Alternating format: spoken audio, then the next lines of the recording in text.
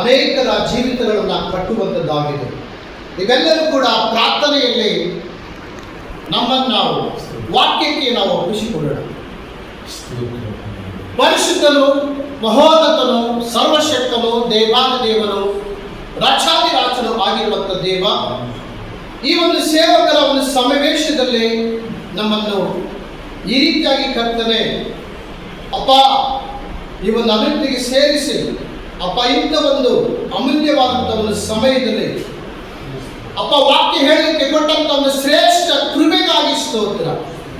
ವಾಕ್ಯವನ್ನು ಕೇಳುವಂಥ ಅಪ್ಪ ನಿಮ್ಮ ಪ್ರಿಯ ಸೇವಕರು ಕೂಡ ಜ್ಞಾಪಕ ಮಾಡಿಕೊಂಡು ಕೇಳುವಂಥ ಮನಸ್ಸು, ಗ್ರಹಿಸಿಕೊಳ್ಳುವಂಥ ಒಳ್ಳೆಯ ಹೃದಯವನ್ನು ನಿಮ್ಮ ಸೇವಕರಿಗೆ ದಯಪಾಲಿಸಿ ದೊಡ್ಡ ಕಾರ್ಯಗಳು ಮಾಡಿ ನಡೆಸಬೇಕೆಂಬುದಾದ ಪ್ರತಿಯೊಂದು ಪ್ರಾರ್ಥನೆಗಳು ಪಾದಸದಲ್ಲಿ ಸಮರ್ಪಣೆ ಮಾಡುತ್ತಾರೆ.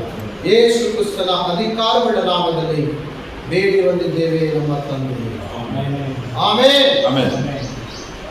ಹಾಗಾಗಿ ಒಂದು ಪರಿಶುದ್ಧವಾದಂಥ ಒಂದು ಸಂದರ್ಭದಲ್ಲಿ ಒಂದು ಅವಕಾಶವನ್ನು ಕೊಟ್ಟಂತ ದೇವ ಸೇವಕರು ಮತ್ತು ಪರಿಶಿಷ್ಟರು ಐಡರು ಕೂಡ ನನ್ನ ವಂದನೆಗಳನ್ನು ತಿಳಿಸುವಂತನಾಗಿದ್ದೇನೆ. ಸೇರಿ ಬಂದ ಎಲ್ಲ ಸೇವಕರು ಕೂಡ ನನ್ನ ವಂದನೆಗಳನ್ನು ತಿಳಿಸುವಂತನಾಗಿದ್ದೇನೆ. ನಾವು ನೇರವಾಗಿ ದೇವರ ವಾಕ್ಯಕ್ಕೆ ನಾವು ಹೋಗೋಣ. ಕೀರ್ತನೆಗಳು 92ನೇ ಅಧ್ಯಾಯ 12 ಮತ್ತು 13ನೇ ವಚನ. ಯಾರಾದರೂ ಬೈಬಲ್ ತೆರೆಯಲ್ಪಟ್ಟಿದ್ರೆ ನೀತಿವಂತರು ಖರ್ಜೂರದ ಮರದಂತೆ ಬೆಳೆಯುವರು, ಲೆಬನೋನಿನ ದೇವದಾರು ವೃಕ್ಷದ ಹಾಗೆ ವೃದ್ಧಿಯಾಗುವರು. ಯೆಹೋವನ ಆಲಯದಲ್ಲಿ ಸಸಿಗಳಂತೆ ನೆಡಲ್ಪಟ್ಟವರು ನಮ್ಮ ದೇವರ ಅಂಗಳದಲ್ಲಿ ಚೆನ್ನಾಗಿ ಬೆಳೆಯುವರು. ಸರ್, ಇಲ್ಲಿ ಗಮನಿಸಬೇಕಾದಂಥ ಒಂದು ಸತ್ಯಾಂಶವೇನೆಂದರೆ ಕೀರ್ತನೆಗಳು 92ನೇ ಅಧ್ಯಾಯ 12 ಮತ್ತು 13ನೇ ವಚನದಲ್ಲಿರುವಂಥ ಒಂದು ವಾಕ್ಯದ ಒಂದು ಮರ್ಮ ಏನೆಂದರೆ ಖರ್ಜೂರದ ಮರವನ್ನ ದೇವರು ನೀತಿವಂತರಿಗೆ ಹೋಲಿಕೆ ಮಾಡಿದ್ದಾರೆ. ಆದರೆ ಈ ಖರ್ಜೂರದ ಮರದಲ್ಲಿರುವಂತಹ ಒಂದು ಶ್ರೇಷ್ಠ ಗುಣಗಳನ್ನು ನಮ್ಮ ಜೀವಿತಕ್ಕೆ ಅಳವಡಿಸಿಕೊಂಡ್ರೆ ನಾವು ದೇವರಲ್ಲಿ ಪರಿಪೂರ್ಣರು. ಆದರೆ ಏನು ಈ ಖರ್ಜೂರದ ಮರದ ಒಂದು ಶ್ರೇಷ್ಠತೆ ಏನಪ್ಪ ಅಂತಂದ್ರೆ, ಈ ಖರ್ಜೂರದ ಮರ ಎತ್ತರವಾಗಿ ಬೆಳೆಯಲ್ಪಡುತ್ತದೆ. ನಂಬರ್ 1 ಮೊಟ್ಟ ಮೊದಲು ಈ ಖರ್ಜೂರದ ಮರದ ಒಂದು ಎರಡನೆಯ ಒಂದು ಶ್ರೇಷ್ಠವಾದಂಥ ಒಂದು ಗುಣ ಏನಂದ್ರೆ, ಈ ಖರ್ಜೂರದ ಮರದ ಒಂದು ಎಲೆಗಳು ಬಾಡುವುದಿಲ್ಲ. ನಂಬರ್ 2. ನಂಬರ್ 3 ಮೂರನೇದಾಗಿ ಖರ್ಜೂರದ ಮರದ ಒಂದು ಶ್ರೇಷ್ಠವಾದಂಥ ಮೂರನೇ ಗುಣ ಏನಪ್ಪ ಅಂತಂದ್ರೆ, ಈ ಖರ್ಜೂರದ ಮರದ ಒಂದು ಬೇರು ನೀರಿನೊಂದಿಗೆ ಸಂಬಂಧ ಇರ್ತದೆ. ಎಷ್ಟಾದ್ರು? ನಂಬರ್ 1 ಮೊಟ್ಟ ಮೊದಲಿಗೆ ಎತ್ತರವಾಗಿ ಬೆಳೆತಾರೆ. ನಂಬರ್ 2 ಎಲೆಗಳು ಬಾಡುವುದಿಲ್ಲ. ನಂಬರ್ 3 ಅದರ ಬೇರು ನೀರಿನೊಂದಿಗೆ ಸಂಬಂಧ ಇರ್ತದೆ. ಆದರೆ 4ನೇದಾಗಿ ಖರ್ಜೂರದ ಮರ ಸಮೃದ್ಧಿಯಾಗಿ ಫಲ ಕೊಡುತ್ತದೆ. ಹಲ್ಲೆಲೂಯಾ. ಈ ಒಂದು ಖರ್ಜೂರದ ಮರದ ಒಂದು ಶ್ರೇಷ್ಠ ಗುಣಗಳನ್ನ ನಮ್ಮ ಸೇವಾ ಜೀವಿತಕ್ಕೆ ಅಳವಡಿಸಿಕೊಂಡ್ರೆ ನಾವು ದೇವರಲ್ಲಿ ಪರಿಪೂರ್ಣರು. ಹೆಂಗೆ ಪರಿಪೂರ್ಣರು ಅಂತಂದ್ರೆ, ನಾನು ಕೆಲವೊಂದು ಉದಾಹರಣೆಗಳನ್ನು ಕೊಡಲಿಕ್ಕೆ ನಾನು ಇಷ್ಟಪಡ್ತೇನೆ. ಅದೇ ರೀತಿ ಯೋಹಾನ ಸುವಾರ್ತೆ 12ನೇ ಅಧ್ಯಾಯ 13ನೇ ವಚನ ಒಂದು ಸಾರಿ ನಾವು ಧ್ಯಾನ ಮಾಡೋಣ. ಗರಿಗಳನ್ನು ತಕ್ಕೊಂಡು ಆತನನ್ನು ಎದುರುಗೊಳ್ಳುವುದಕ್ಕೆ ಹೊರಗೆ ಬಂದು ಜಯ ಕರ್ತನ ಹೆಸರಲ್ಲಿ ಬರುವವರಿಗೆ ಆಶೀರ್ವಾದ, ಇಸ್ರಾಯೇಲಿನ ಅರಸನಿಗೆ ಆಶೀರ್ವಾದ ಎಂದು ಆರ್ಭಟಿಸಿದರು. ಇಲ್ಲಿ ಗಮನಿಸಬೇಕಾದಂತ ಒಂದು ಸತ್ಯಾಂಶವೇನೆಂದ್ರೆ, ಈ ಖರ್ಜೂರದ ಮರದ ಒಂದು ಶ್ರೇಷ್ಠತೆ ಏನಪ್ಪ ಅಂದ್ರೆ, ಯೇಸು ಕ್ರಿಸ್ತನು ಈ ಭೂಮಿಯಲ್ಲಿ ಇದ್ದಂತಹ ಒಂದು ಸಂದರ್ಭದಲ್ಲಿ ಆತನ ಕತ್ತೆಯ ಮೇಲೆ ಆತನನ್ನು ಕುಳ್ಳಿರಿಸಿ ಅಲ್ಲಿರುವಂತಹ ಒಂದು ಅನೇಕ ಪ್ರಜೆಗಳು ಏನ್ ಮಾಡ್ತಾರೆ ಅಂತಂದ್ರೆ, ಆ ಖರ್ಜೂರದ ಗರಿಗಳನ್ನು ಹಾಕಿ ನಡೆಸಲ್ಪಡ್ತಾರೆ. ಆ ಒಂದೊಂದು ಪ್ರಜೆಗಳು ಖರ್ಜೂರದ ಒಂದು ಗರಿಗಳನ್ನು ಹಿಡಿದುಕೊಂಡು ದೇವರಿಗೆ ಸ್ತೋತ್ರ ಹೇಳ್ತಾರೆ. ಅಂದ್ರೆ ಈ ಖರ್ಜೂರದ ಒಂದು ಮರದ ಒಂದು ಗರಿಗಳು ಜಯದ ಸಂಕೇತ. ಈ ಖರ್ಜೂರದ ಮರಗಳ ಒಂದು ಗರಿ ಏನ್ ತೋರಿಸುತ್ತಪ್ಪ ಅಂತಂದ್ರೆ ಸಂತೋಷದ ಒಂದು ಸಂಕೇತ. ಈ ಸತ್ಯವೇದದಲ್ಲಿ ಅನೇಕ ಮರಗಳಿದ್ದಾವೆ. ಆದ್ರೆ ಈ ಖರ್ಜೂರದ ಮರದ ಒಂದು ಕೊಂಬೆಯನ್ನು ಕಡಿಯಲ್ಪಟ್ಟು ಅದರ ಒಂದು ಕೊಂಬೆಗಳು ದೇವಸ್ಥಾನದಲ್ಲಿ ತೆಗೆದುಕೊಂಡು ಬರಬೇಕಂತ ದೇವರು ಆಜ್ಞೆ ಕೊಡ್ತಾರೆ. ಏನಂತ ಆಜ್ಞೆ ಕೊಡ್ತಾರೆ? ಕೆಲವೊಂದು ಮರಗಳು, ಅಂದ್ರೆ ಯಾವ ಮರಗಳಪ್ಪ ಅಂತ ಅಂದ್ರೆ ನಾವು ಓದೋಣ. ಆ ಮರಗಳು ಯಾಜಕಕಾಂಡ 23ನೇ ಅಧ್ಯಾಯ 40-41 ಓದೋಣ. ಮೊದಲನೆಯ ದಿನದಲ್ಲಿ ಶ್ರೇಷ್ಠ ವೃಕ್ಷದ ಹಣ್ಣುಗಳನ್ನು ಖರ್ಜೂರ ಮರದ ಗರಿಗಳನ್ನು ಏನಂತೆ? ಖರ್ಜೂರದ ಮರದ ಗರಿಗಳನ್ನು ಎಲೆಗಳು ಭ್ರಷ್ಟವಾಗಿರುವ ಮರಗಳ ಕೊಂಬೆಗಳನ್ನು ಮರದ ಒಂದು ಕೊಂಬೆಗಳನ್ನು ನೀರಿನ ಕಾಲುವೆಗಳ ಬಳಿಯಲ್ಲಿ ಬೆಳೆಯುವ ನೀರವಂಜಿ ಚಿಗುರುಗಳನ್ನು ತೆಗೆದುಕೊಂಡು ಯೆಹೋವನ ಸನ್ನಿಧಿಯಲ್ಲಿ 7 ದಿನಗಳು ಸಂಭ್ರಮವಾಗಿರಬೇಕು. ನೋಡ್ರಿ, ಈ ಒಂದು ಭೂಮಿಯಲ್ಲಿ ಅನೇಕ ಮರ ಗಿಡಗಳಿದಾವೆ. ಆ ಎಲ್ಲ ಮರಗಳ ಗಿಡಗಳನ್ನು ಬಿಟ್ಟು ಅದ್ರ ಖರ್ಜೂರದ ಗರಿಗಳನ್ನೇ ಯಾಕೆ ದೇವಸ್ಥಾನಕ್ಕೆ ತೆಗೆದುಕೊಂಡು ಬರಬೇಕು? ಯಾಕೆ ನಿರುವಂಚಿ ಒಂದು ಚಿಗುರುಗಳನ್ನೇ ದೇವಸ್ಥಾನದ ಒಳಗಡೆ ತೆಗೆದುಕೊಂಡು ಬರಬೇಕು? ಈ ಒಂದು ಖರ್ಜೂರದ ಒಂದು ಗರಿಯ ಒಂದು ಶ್ರೇಷ್ಠತೆ ಏನಪ್ಪ ಅಂತಂದ್ರೆ ಈ ಗರಿ ಜಯದ ಸಂಕೇತ. ಹಲ್ಲೆಲೂಯ. ಏನ್ ಹೇಳ್ರಿ? ಜಯದ ಸಂಕೇತ.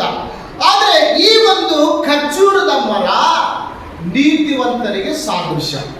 Hallelujah, hallelujah, hallelujah. ಅದೇ ರೀತಿ ಇಲ್ಲಿ ನಾವು ಗಮನಿಸಬೇಕಾದಂತ ಒಂದು ಸತ್ಯಾಂಶವೇನೆಂದ್ರೆ ಈ ಖರ್ಜೂರದ ಮರಕ್ಕೆ 3 ಹೆಸರುಗಳಿದ್ದಾವೆ. 3 ಒಂದಲ್ಲ.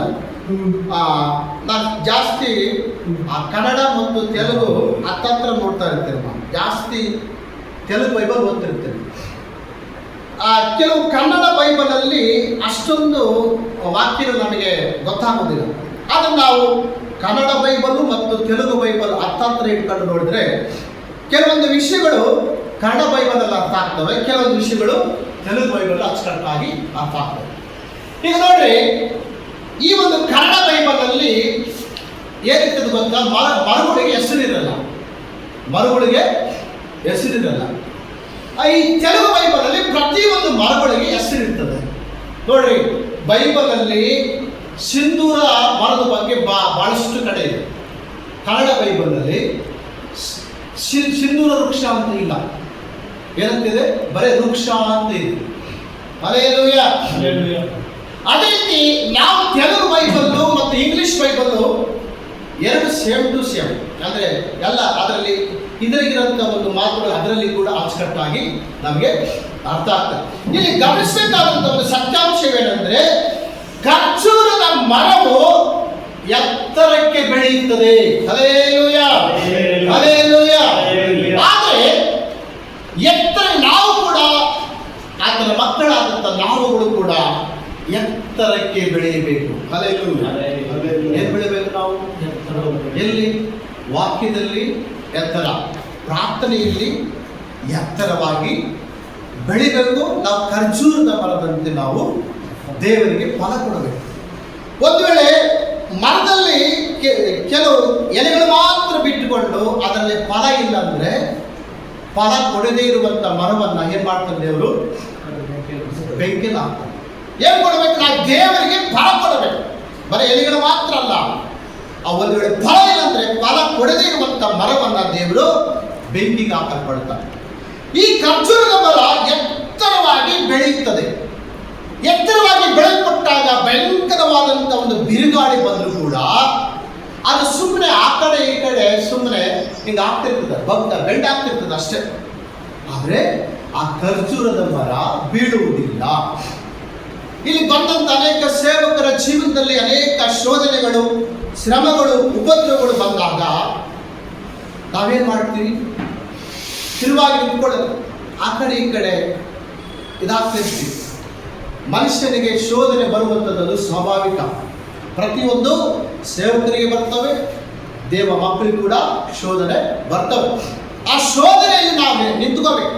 ಈ ಖರ್ಜೂರದ ಮರ ಎತ್ತರವಾಗಿ ಬೆಳೆಯಲ್ಪಟ್ಟಿರ್ತದೆ. ಆದರೆ ಬಿರುಗಾಳಿ ಬಂದಂಥ ಸಂದರ್ಭದಲ್ಲಿ ಅದು ಸುಮ್ಮನೆ ಆ ಕಡೆ ಈ ಕಡೆ ಬೀಳುವಾಗೆ ಮಾಡುತ್ತೆ, ಅದು ಆ ಸ್ಥಿರವಾಗಿರ್ತದೆ. ಕಾರಣ ಈ ಖರ್ಜೂರದ ಮರ ಇಷ್ಟೊಂದು ಸ್ಥಿರವಾಗಿರ್ಬೇಕಂತಂದ್ರೆ ಮತ್ತೊಂದು ಕಾರಣ ಏನಪ್ಪ ಅಂತಂದ್ರೆ ಅದು ಅದರ ಬೇರು ನೀರು ಸಿಗೋ ಮಟ್ಟ ಹೋಗುತ್ತಂತೆ ಕೆಳಗೆ. ಅಲ್ಲೆಲ್ಲೂಯ್ಯ. ಏನೇನ್ರಿ? ಖರ್ಜೂರದ ಒಂದು ಮರದ ಒಂದು ಬೇರು ನೀರು ಸಿಗೋ ಮಟ್ಟ ಒಳಗಡೆ ಹೋಗುತ್ತದೆ, ಒಳಗಡೆ ಹೋಗುತ್ತದೆ. ಇದು ಅಂದ್ರೆ ಈ ಒಂದು ಖರ್ಜೂರದ ಮರ ಬೇರು ಖರ್ಜೂರದ ಮರದ ಬೇರು ನೀರಿನೊಂದಿಗೆ ಸಂಬಂಧ ಇಟ್ಕೊಂಡಿದೆ. ಅಲ್ಲೆಲ್ಲೂಯ್ಯ. ಇಲ್ಲಿ ಅನೇಕ ಮಂದಿ, ಕೆಲವು ಮಂದಿ ಭಾಷೆಗಳು ಏನ್ ಮಾಡ್ತಾರೆ ಅಂತಂದ್ರೆ, ಕೆಲವು ಮಂದಿ ಹೆಚ್ಚು ಪ್ರಾರ್ಥನೆ ಮಾಡ್ತಿರ್ತಾರೆ, ವಾಕ್ಯನ ನಿರ್ಲಕ್ಷ್ಯ ಮಾಡ್ತಾರೆ.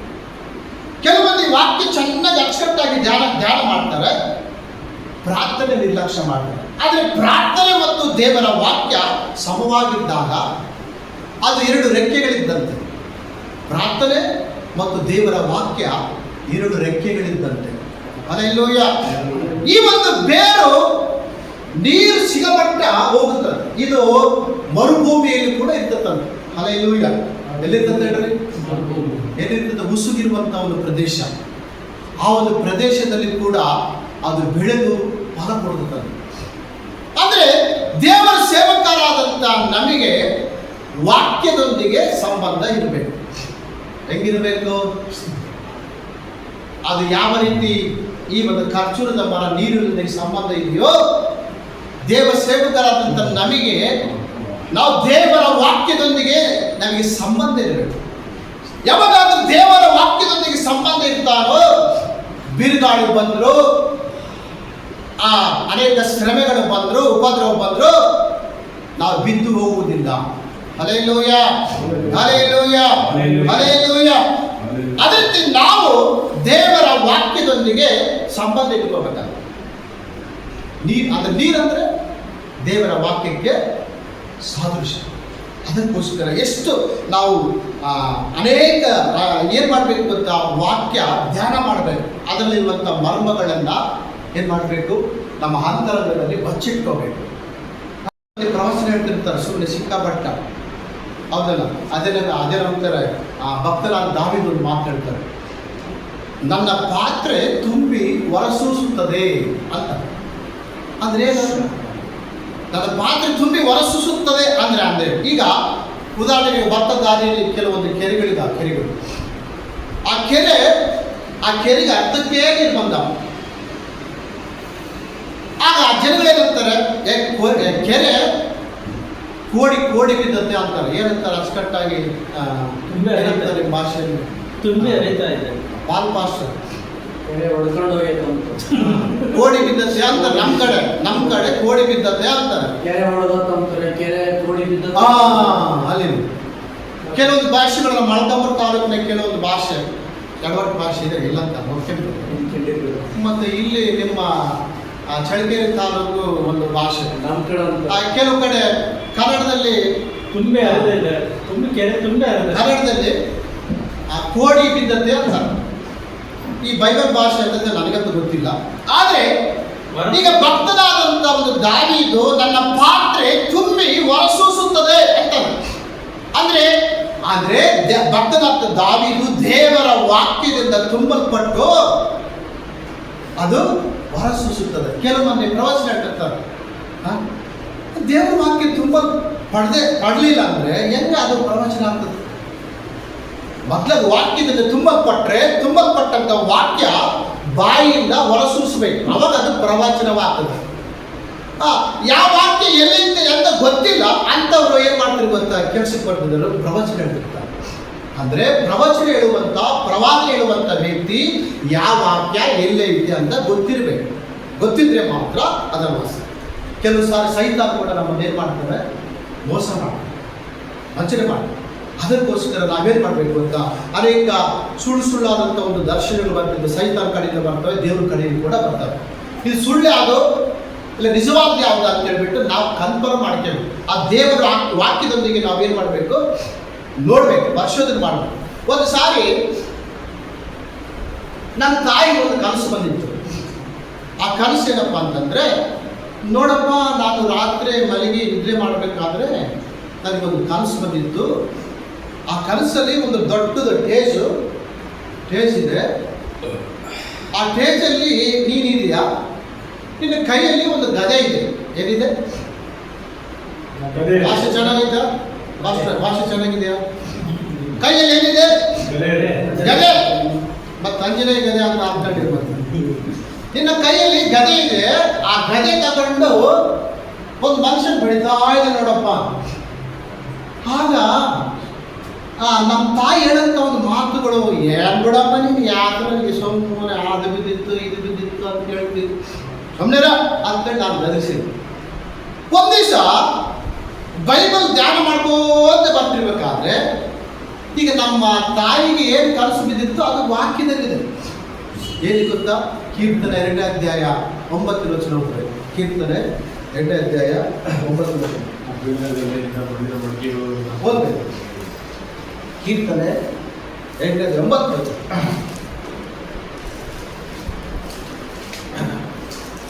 ಕಬ್ಬಿಣದ ಗದೆಯಿಂದ ಅವರನ್ನು ನಾಶ ಮಾಡಿವಿ. ಕಬ್ಬಿಣದ ಗದೆಯಿಂದ ಅವರನ್ನು ನಾಶ ಮಾಡಿವೆ. ಮಣ್ಣಿನ ಮಡಿಕೆಗಳನ್ನು ಎಂಬುವಂತೆ ಮಣ್ಣಿನ ಮಡಿಕೆಗಳು ಎಂಬಂತೆ ಅವರನ್ನು ಒಡೆದು ಹಾಕುವೆ. ಹಲ್ಲೆಲೂಯಾ. ಏನಂತೆ? ಇದನ್ನ ನಾನು ಒಂದ್ ಕಡೆಯಿಂದ ಧ್ಯಾನ ಮಾಡ್ಕೊಂಡ್ಬಂದ ನಮ್ಮ ತಾಯಿ ಹೇಳಿರುವಂತ ಒಂದು ಕನಸಲ್ಲಿ ನಿಮಗೆ ಬಂತು. ಅದಕ್ಕೋಸ್ಕರ ನಮಗೆ ಕಣ್ಣಿಗೆ ಬರುವಂತ ಒಂದು ದರ್ಶನ ಆಗಲಿ ಕನಸುಗಳಾಗಲಿ ಅದು ವಾಕ್ಯಕ್ಕೆ ಅನುಗುಣವಾಗಿರ್ಬೇಕು. ವಾಕ್ಯಕ್ಕೆ ಅನುಗುಣವಾಗಿದ್ದರೆ ಅದು ಪಕ್ಕ. ಒಂದು ವೇಳೆ ಬೇರೆ ರೀತಿಯಲ್ಲಿ ಇದ್ರೆ ಅದು ಸತ್ಯ ಅಲ್ಲ. ಅದಕ್ಕೋಸ್ಕರ ಸೈತಾನ್ ಕೂಡ ಕೆಲವೊಂದು ಆಲೋಚನೆಗಳನ್ನು ಬಿತ್ತಾ ಇರ್ತಾನೆ. ದೇವರು ಕೂಡ ಕೆಲವೊಂದು ಆಲೋಚನೆಗಳನ್ನು ಕೊಡ್ತಾ ಇರ್ತಾನೆ. ಆಲೋಚನೆ ಕೊಡುವಾಗ ಇದನ್ನ ದೇವರದ್ದು ಯಾವುದು ಸೈತಾನ್ ಯಾವುದು ಅಂತ ಹೇಳ್ಬಿಟ್ಟು ನಾವು ಕನ್ಫರ್ಮ್ ಮಾಡ್ಕೋಬೇಕು. ಇಲ್ಲಾಂದ್ರೆ ಕುಡಿಯದಿದ್ದಲ್ಲಿ ಹಲ್ಲೆಲೂಯಾ ಹಲ್ಲೆಲೂಯಾ. ಇಲ್ಲಿ ಗಮನಿಸಬೇಕಾದಂತ ಒಂದು ಸತ್ಯಾಂಶ ಏನಂದ್ರೆ, ಈ ಖರ್ಜೂರದ ಮರದ ಒಂದು ಬೇರು ನೀರಿನೊಂದಿಗೆ ಸಂಬಂಧ ಇಟ್ಕೊಂಡಿದೆ. ಇದು ಕೂಡಿರುವಂತ ನೀವೆಲ್ಲರೂ ಕೂಡ ದೇವರ ಸೇವಕರಾಗ್ತದೆ. ನೀವು ಯಾರೊಂದಿಗೆ ಸಂಬಂಧ ಇಟ್ಕೋಬೇಕು? ದೇವರ ವಾಕ್ಯದೊಂದಿಗೆ ನೀವು ಸಂಬಂಧ ಇಟ್ಕೋಬೇಕು. ಯಾವಾಗಾದ್ರೂ ದೇವರ ವಾಕ್ಯದೊಂದಿಗೆ ಸಂಬಂಧ ಇಟ್ಕೊಂಡ್ರೆ ಸಂಬಂಧಿಸಿದಂತ ವ್ಯಕ್ತಿ ಶೋಧನೆ ಬಂದ್ರು, ಬಿರುಗಾಳಿ ಬಂದ್ರು, ಉಪದ್ರವ ಬಂದ್ರು ಅಂತ ಮನುಷ್ಯನು ಬಿದ್ದು ಹೋಗುವುದಿಲ್ಲ. ಹಲ್ಲೆಲೂಯಾ. ನಂಬರ್ 1, ಮೊಟ್ಟ ಮೊದಲಿಗೆ ಖರ್ಜೂರದ ಮರ ಎತ್ತರವಾಗಿ ಬೆಳೀತದೆ. ನಂಬರ್ 2, ಎರಡನೇದಾಗಿ ಖರ್ಜೂರದ ಮರದ ಒಂದು ಎಲೆಗಳು ಬಾಡುವುದಿಲ್ಲ. ಬೇಕಾದ್ರೆ ನೋಡಬೇಕಾದ್ರೆ ತೆಂಗಿನ ಮರ ಇದ್ದಂಗೆ ಇರ್ತದೆ, ಈಚಿನ ಮರ ಇದ್ದಂಗೆ ಇರ್ತದೆ. ಆದರೆ ಎಲೆಗಳು ಬೇಸಿಗೆ ಕಾಲಕ್ಕೂ ಹಂಗಿರ್ತವೆ ಹಚ್ಚ ಹಸಿರಾಗಿ, ಮತ್ತೆ ಮಳೆಗಾಲದಲ್ಲಿ ಕೂಡ ಹಚ್ಚ ಹಸಿರಾಗಿರ್ತವೆ, ಮತ್ತೆ ಚಳಿಗಾಲದಲ್ಲಿ ಕೂಡ ಅವು ಹಚ್ಚ ಹಸಿರಾಗಿರ್ತವೆ. ಅಂದ್ರೆ ಅದರ ಎಲೆಗಳು ಬಾಳು. ಯಾರಾದರೂ ದೇವರ ವಾಕ್ಯದೊಂದಿಗೆ ಸಂಬಂಧ ಇರ್ತಾರೋ ಅವರು ಬಾಡಿ ಹೋಗುವುದಿಲ್ಲ. Hallelujah hallelujah. ಸಂಬಂಧ ಇಲ್ಲಂದ್ರೆ ಶೋಧನೆ ಬಂದ್ರೆ ನಾವು ಬಿದ್ದೋಗಂತ ಚಾನ್ಸಸ್ ಇದೆ. ನಂಬರ್ 2, ಮೂರನೇದಾಗಿ ಈ ಖರ್ಜೂರದ ಮರದ ಒಂದು ಬೇರು ವಾಕ್ಯದೊಂದಿಗೆ ಸಂಬಂಧ ಇದೆ. ಹಲ್ಲೆಲೂಯಾ. ನೀವು ಓದ್ಬೇಕು ಇನ್ನೊಂದ್ಸಾರಿ 92ನೇ ಕೀರ್ತನೆ 12-13. ನೀತಿವಂತರು ಖರ್ಜೂರದ ಮರದಂತೆ ಬೆಳೆಯುವರು, ಲೆಬನೋನಿನ ದೇವತಾ ವೃಕ್ಷದ ಹಾಗೆ ವೃದ್ಧಿಯಾಗುವರು. ಯೆಹೋವನ ಆಲಯದಲ್ಲಿ ಸಸಿಗಳಂತೆ ನೆಡಲ್ಪಟ್ಟವರು ನಮ್ಮ ದೇವರ ಅಂಗಳದಲ್ಲಿ ಚೆನ್ನಾಗಿ ಬೆಳೆಯುವರು. ಹಲ್ಲೆಲೂಯಾ. ಅಂದ್ರೆ ಕೆಲವೊಂದು ಸಾರಿ ದೇವರೇನ್ ಮಾಡ್ತಾರೆ ಗೊತ್ತಾ? ಒಂದು ಸಭೆಯಲ್ಲಿ ಒಂದು ಆಲಯದಲ್ಲಿ ಸಸಿ ನಾಟ ಹಾಕ್ತಾರೆ. ದೇವರು ಎಲ್ಲಿ ನಮ್ಮನ್ನು ಸಸಿ ನಾಟ ಹಾಕಿರ್ತಾನೋ ನಾಟ ಹಾಕಿರುವಂತ ಅದೇ ಜಾಗದಲ್ಲಿ ನಾವು ಬೆಳಿಬೇಕು. ಭೂಮಿಯ ಸಾರಾಂಶವನ್ನು ಹೀರಿಕೊಂಡು, ಭೂಮಿಯ ಒಂದು ನೀರನ್ನು ಹೀರಿಕೊಂಡು ನಾವು ದೇವರಿಗಾಗಿ ಫಲ ಕೊಡಬೇಕು. ಅನೇಕ ಮಂದಿ ನೋಡ್ರಿ, ಈಗ ನಮ್ಮ AG ಸಂಸ್ಥೆ ದೊಡ್ಡ ಸಂಸ್ಥೆ ಅಲ್ಲ, ಇಡೀ ಪ್ರಪಂಚದಲ್ಲಿ ವಿಸ್ತಾರವಾಗಿ ಬೆಳೆದದ್ದು ಅಲ್ಲ. ದೊಡ್ಡ ಸೇವಕರು ನಮ್ಮ AG ಸಂಸ್ಥೆಯಲ್ಲಿದ್ದಾರೆ. ಮೊನ್ನೆ ನಿನ್ನೆ ಬೆಂಗಳೂರು ಕಡೆಯಿಂದ ದೇವೇಂದ್ರ ಪಾಸ್ಟರ್ ಚರ್ಚಿಗೆ ಒಬ್ಬ ಪಾಸ್ಟರ್ ಬಂದಿದ್ದರು. ನಾವು ಪ್ರಾರಂಭದಲ್ಲಿ ಏನೋ ಅಂದ್ಕೊಂಡಿದ್ವಿ, ಏನು ಅಂದ್ಕೊಂಡಿದ್ದೀರಿ? ಅವರು ಒಂದು ಎತ್ತಿನ ಒಂದು ಕೊಂಬು ಕಹಳೆಯನ್ನು ಊದುವಾಗ ರಹಸ್ಯವಾಗಿರುವಂಥ ದೆವ್ವಗಳು ಸುಮ್ಮನೆ ಅರ್ಚಿಕೆತ್ತ ಕಿರಿಚಿಕೆತ್ತ ಹೊರಗೆ ಬಂದ್ಬಿಟ್ಟು ತುಪ್ಪು ಬಿದ್ದು ಅಂದರೆ ಏನಿದೆ ಆ ಕಹಳೆ ಅಂತಂದ್ರೆ ದೇವರ ಸ್ತುತಿ ಇದೆ. ಸ್ತುತಿಯ ಮೂಲಕ ಹೆರಿಗೆ ಗೋಡೆಗಳನ್ನು ದೇವರೇನು ಮಾಡ್ದ? ಕೆಡಲ್ಪಟ್ಟ. ನಾವು ಸುಮ್ಮನೆ ಏನು ಬಿಡಪ್ಪ, ಈಗ ನಾವು ಪಕ್ಕದಲ್ಲಿ ಕೂತ್ಕೊಂಡಿರುವಂಥ ಪಾಸ್ಟ್ ಒಬ್ಬರು ಕೇಳಿದ್ರು, ಪಾಸ್ಟ್ರೆ ಅವರು ಮೇಲೆ ಹೊತ್ಕೊಂಡು ಹೋಗ್ತಿದ್ದಾರಲ್ಲ ಅದೇನು ಅಂತ ಕೇಳಿದ್ರು. ಅದ್ರ ಬಗ್ಗೆ ನನಗೆ ಮಾಹಿತಿ ಇತ್ತು. ನೋಡಪ್ಪ, ಅದು ಹೊತ್ಕೊಂಡು ಹೋಗುವಂಥದ್ದು ಅದು ಕಹಳೆ ಅಂದರೆ ಒಂದು ಕೊಂಬು ಅಂತಾರೆ, ಅದನ್ನು ಊದ್ತಾರೆ, ಅದು ಸ್ತುತಿಗೆ ಸಾದೃಶ್ಯ ಅಂತ ನಾನು ಹೇಳಿದೆ. ಅದ್ರ ಬಗ್ಗೆ ನನಗೆ ಗೊತ್ತಿತ್ತು, ನಾನು ಹೇಳಿದೆ. ಆದರೆ ಅದನ್ನು ಏನೋ ಒಂದು ರೀತಿಯಲ್ಲಿ ತಿಳ್ಕೊಂಡು ನನ್ನ ಪಕ್ಕದಲ್ಲಿ ಕೂತ್ಕೊಂಡಂಥ ಪಾಸ್ಟ್ ಅವರು ಚೆನ್ನಾಗಿ ಸ್ತುತಿ ಮಾಡ್ಕೊಂತ ಆರಾಧನೆ ಮಾಡ್ಕೊಂತ ಸ್ವಲ್ಪ ಅವ್ರ ಸೇವೆ ಅನುಭವಗಳು ಹೇಳ್ಕೊಂಡ್ಬೇಕಾದ್ರೆ ಲಾಸ್ಟಿಗೆ ಒಂದು 5 ನಿಮಿಷಗಳ ಕಾಲ ಕೊಂಬನ್ನು ಊದುವಾಗ ದೆವ್ವಗಳು ದುರಾತ್ಮಗಳು ಸುಮ್ಮನೆ ಹೊರಗಡೆ ಬಂದ್ಬಿಟ್ಟು ಅವ್ರು ನಡೆಯಕ್ಕೆ ಕೂಡ ಆಗ್ತಿಲ್ಲ. ಅಂತ ಒಂದು ಬಲವಾದಂಥ ಒಂದು ಅಭಿಷೇಕ ಆ ಕೊಂಬಿನ ಮುಖಾಂತರ ಬಂದ್ಬಿಟ್ಟು. ಹಲ್ಲೆಲೂಯ. ಅದೇ ನಾನು ಯಾಕೆ ಹೇಳ್ತೀನಿ ಅಂತಂದ್ರೆ, ಇಲ್ಲಿ ಸಸಿಗಳಂತೆ ನೆಡಲ್ಪಟ್ಟವರು ಅಂದ್ರೆ ದೇವರು ಒಂದು ಸಂಸ್ಥೆಯಲ್ಲಿ ನಮ್ಮನ್ನ ಸಸಿ ನಾಟ್ತಾರೆ. ನಾಟಿದ ಮೇಲೆ ಏನ್ ಮಾಡಬೇಕು? ಅಲ್ಲೇ ಬಿಡಬೇಕು. ಅಲ್ಲಿರುವಂಥ ಒಂದು ನೀರಲ್ಲಿ ನಾವು ಹೀರಿಕೊಡ್ಬೇಕು. ಅಲ್ಲಿರುವಂಥ ಒಂದು ಏನು ಮಾಡಬೇಕು? ಮಣ್ಣನ್ನು ನಾವು ಹೀರಿಕೊಂಡು ದೇವರಿಗೆ ಫಲ ಕೊಡಬೇಕು. ಅಂದರೆ ಈಗ ಸ್ಥಳದಿಂದ ಸ್ಥಳಕ್ಕೆ ಅಲ್ಲೇನು ಸಿಗುತ್ತೆ ಇಲ್ಲೇನು ಸಿಗುತ್ತೆ ಅಂತೇಳಿ ಕೆಲವು ಮಂದಿ ಇಲ್ಲಿಂದ ಅಲ್ಲಿಗೆ ಜಂಪ್ ಆಗ್ತಿರ್ತಾರೆ. ಏನು ಮಾಡಬೇಕು? ಆದರೆ ನಾವೇನು ಮಾಡಬೇಕು? ಇದ್ದ ಸ್ಥಳದಲ್ಲೇ ನಾವು ದೇವರು ನಮ್ಮನ್ನು ಎಲ್ಲಿ ನಾಟ ಹಾಕಿರ್ತಾರೋ, ಎಲ್ಲಿ ಸಸಿ ನಾಟ ಹಾಕಿರುವಂಥ ಒಂದು ಸ್ಥಳದಲ್ಲೇ ಏನು ಮಾಡಬೇಕು? ಭೂಮಿಯ ಸಾರಾಂಶವನ್ನು ಹೀರಿಕೊಂಡು, ನೀರನ್ನು ಹೀರಿಕೊಂಡು ನಾವು ದೇವರಿಗೆ ಫಲ ಕೊಡಬೇಕು. ಹಲ್ಲೆಲೂಯ. ಈಗ ನೋಡ್ರಿ, ನಾವು ಬರ್ತಾ ದಾರಿಯಲ್ಲಿ ಅನೇಕ ಮರಗಳಿದ್ದಾವೆ. ನೀರ್ಗಣ್ಣಿನ ಮರ, ಮತ್ತಿನ್ನ ಹುಣಸೆ ಮರ, ಆಲು ಮರ, ಅವೆಲ್ಲ ಮರಗಳಿರ್ತಾವೆ. ಆದರೆ ಆ ಮರ ಎಗರ್ಕೊಂಡು ಪಾನ ಕೊಡ್ತಿರ್ತ, ಇಲ್ಲಾಂದ್ರೆ ಒಂದೇ ತಂಗಿದ್ರೆ ಪಾನ ಕೊಡ್ತದೆ. ಒಂದೇ ಹತ್ರ ಇದ್ರೆ ಫಲ ಕೊಡ್ತದೆ. ಆದರೆ ಮರಗಳಿಗೆ ಇಷ್ಟೊಂದು ಜ್ಞಾನ ಇದೆ. ಆದರೆ ಮನುಷ್ಯನಿಗೆ ಸ್ಥಳಕ್ಕೆ ಎಗರ್ತಾ ಇದ್ದಾನೆ. ಈಗ ಪಾಸ್ಟ್ಗಳಲ್ಲಿ ಹಂಗಿದ್ದಾರೆ, ವಿಶ್ವಾಸಗಳಲ್ಲಿ ಕೂಡ ಈಗ ಈ ಚರ್ಚಿಂದ ಆ ಚರ್ಚಿಗೆ ಅಲ್ಲೇ ಸಿಕ್ಕತ್ತೆ ಅಂತೇಳಿ ಎದುರ್ತಿರ್ತಾರೆ. ಈಗ ಒಂದು ಉದಾಹರಣೆ ಕೊಡ್ತೀನಿ. ಈಗ ನಿಮಗೆ ಅನೇಕ ಮಂದಿ ಮಕ್ಕಳಿದ್ದಾರೆ ಅಂತ ತಿಳ್ಕೊಳ್ಳಿ. ಈಗ ಜೋಸ್ ಪಾಸ್ಟ್ರಿಗೆ ಮೊಮ್ಮಕ್ಕಳು ವಾಟ್ಸಪ್ಗೆ ಹಾಕಿದ್ದಾರೆ. ಈಗ ಮೊಮ್ಮಗ ಚೆನ್ನಾಗಿ ಓದಬೇಕೆಂಬ ಉದ್ದೇಶದಿಂದ ಅವ್ರು ಯಾವುದೋ ಒಂದು ಸ್ಕೂಲಲ್ಲಿ ಅವರನ್ನು ಜಾಯಿನ್ ಮಾಡ್ತಾರೆ. ಆಗ ಕೆಲವು ದಿನ ಆದಮೇಲೆ ಅವ್ರಿಗೊಂದು ಕಂಪ್ಲೇಂಟ್ ಬರ್ತದೆ. ಅಯ್ಯೋ, ನನ್ನ ಮೊಮ್ಮಗ ಹೋಗುವಂಥ ಒಂದು ಶಾಲೆಯಲ್ಲಿ ಮಾಸ್ಟರ್ಗಳು ಚೆನ್ನಾಗಿ ಪಾಠ ಮಾಡೋದಂತೆ, ಚೆನ್ನಾಗಿ ನಿದ್ರೆ ಮಾಡ್ತಾರಂತೆ, ಏನೋ ಒಂದು ಕತೆ ಹೇಳಿ ಹೊರ ಕಳಿಸ್ಬಿಡ್ತಾರಂತೆ ಅಂತ ಒಂದು ವಿಚಾರ ಗೊತ್ತಾದರೆ ಜೋಸ್ ಮಾಸ್ಟ್ರು ಏನು ಮಾಡ್ತಾರೆ? ಅಂದರೆ ಮೊಮ್ಮಗನ ಭವಿಷ್ಯತ್ತು ಪ್ರಾಮುಖ್ಯ. ಅದಕ್ಕೋಸ್ಕರ ಏನೇ ಕೊಡಪ್ಪ ಸರಿಯಾಗಿ ಮಕ್ಕಳಿಗೆ ಪಾಠ ಮಾಡ್ತಿಲ್ಲಂತೆ. ಅಲ್ಲಿಂದ ಟಿಸಿ ತೆಗೆದು ಇನ್ನೊಂದು ಕಡೆ ಸೇರಿಸ್ತಾರೆ. ತಿರ್ಗಿ ಅಲ್ಲಿ ಅಂಥದ ಒಂದು ಕಂಟೆಂಟ್ ಬಂದಾಗ ಜೋಸ್ ಪಾಸ್ಟರ್ ಏನ್ ಮಾಡ್ತಾರೆ?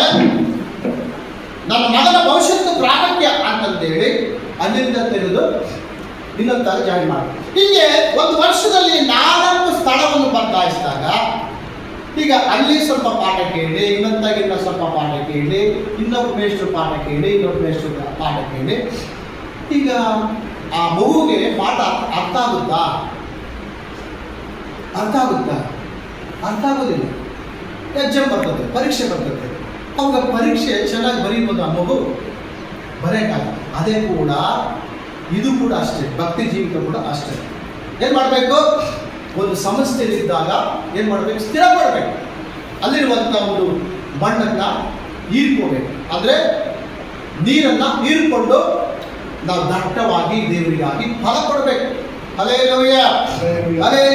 ಹೀಗಾಗಿ ನಂಬರ್ 1 ಮೊಟ್ಟ ಮೊದಲಿಗೆ ಖರ್ಜೂರದ ಮರ, ಎತ್ತರವಾಗಿ ಬೆಳಿಬೇಕು. ನಾವು ಕೂಡ ಹೆಂಗೆ ಬೆಳಿಬೇಕಂದ್ರೆ ವಾಕ್ಯದಲ್ಲಿ, ಪ್ರಾರ್ಥನೆಯಲ್ಲಿ ಎತ್ತರ ಬೆಳಿಬೇಕು. ನಂಬರ್ 2 ಹೇಳಿದಾಗಿ ಖರ್ಜೂರದ ಮರ, ಅದರ ಎಲೆಗಳು ಬಾಡುವುದು. ಯಾರಾದರೂ ದೇವರ ವಾಕ್ಯದೊಂದಿಗೆ ಸಂಬಂಧ ಇಟ್ಕೊಳ್ತಾರೋ ಅಂಥವರ ಜೀವಿತಗಳು ಬಾಡೋದಿಲ್ಲ, ಚೆನ್ನಾಗಿರ್ತದೆ. ನಂಬರ್ 3 ಮೂರದಾಗಿ ಖರ್ಜೂರದ ಮರ ನೀರಿನೊಂದಿಗೆ ಸಂಬಂಧ ಇಟ್ಕೊಳ್ಬೇಕು. ಅದಕ್ಕೆ ನಾವು ಶೋಧನೆ ಬಂದಾಗ ಬಿದ್ದು ಹೋಗಬಾರ್ದಂದ್ರೆ ನಾವು ವಾಕ್ಯದೊಂದಿಗೆ ಸಂಬಂಧ ಇಟ್ಕೊಳ್ಬೇಕು. 4ನೇದಾಗಿ ಖರ್ಜೂರದ ಮರ ಸಮೃದ್ಧಿಯಾಗಿ ಫಲ ಕೊಡುತ್ತದೆ. ಹಲ್ಲೆಲೂಯಾ. ಏನು ಕೊಡ್ತದೆ? ನಾವು ಕೂಡ ಈ ಖರ್ಜೂರದ ಮರದ ಒಂದು ಶ್ರೇಷ್ಠವಾದಂತಹ ಒಂದು ಗುಣಗಳನ್ನು ನಮ್ಮ ಸೇವಾ ಜೀವಿತಕ್ಕೆ ಅಳವಡಿಸಿಕೊಂಡು ಆ ದೇವರಿಗಾಗಿ ಫಲ ಕೊಡಬೇಕಂತ ದೇವರು ಬಯಸ್ತಾರೆ. ಫಲ ಕೊಡದೇ ಇರುವಂಥ ಮರ ಏನು ಮಾಡ್ತಾರೆ? ಬೆಂಕಿಗೆ ಹಾಕಿ ಸುಟ್ಟಾಕ್ತಾರೆ. ಅದಕ್ಕಾಗಿ ಈ ಒಂದು ಖರ್ಜೂರದ ಮರದ ಒಂದು ಶ್ರೇಷ್ಠವಾದ 4 ಗುಣಗಳು ಅವನ ಜೀವನದಲ್ಲಿ ಆ ವಾಕ್ಯ ಕಾರ್ಯ ಮಾಡಿ ಫಲ ಕೊಡಲಿ ಅಂತೇಳಿ ನನ್ನ ಈ ಚಿಕ್ಕ ಮಾತುಗಳನ್ನು ನಾನು